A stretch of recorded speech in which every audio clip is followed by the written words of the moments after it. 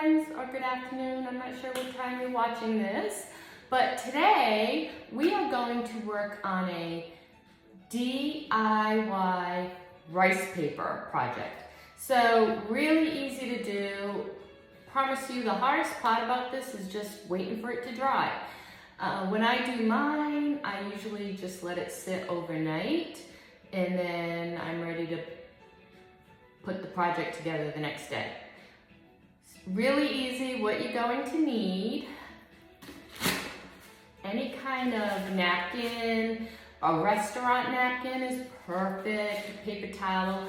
If you're going to use paper towels, make sure they're the cheaper type, not like a thick Bounty or one of those. But honestly, restaurant napkins, if you have them. You're going to need some saran wrap, cling wrap. Any type of clear glue. I actually like Elmer's, but any kind of knockoff is fine, so long as it dries clear. Of course, you're going to need a little sponge brush. You are going to need instant coffee. You're going to need water. I kind of just spin it all together in a solo cup, and that's about it. Like I said, patience is key when doing rice paper because you just got to let it dry. Okay?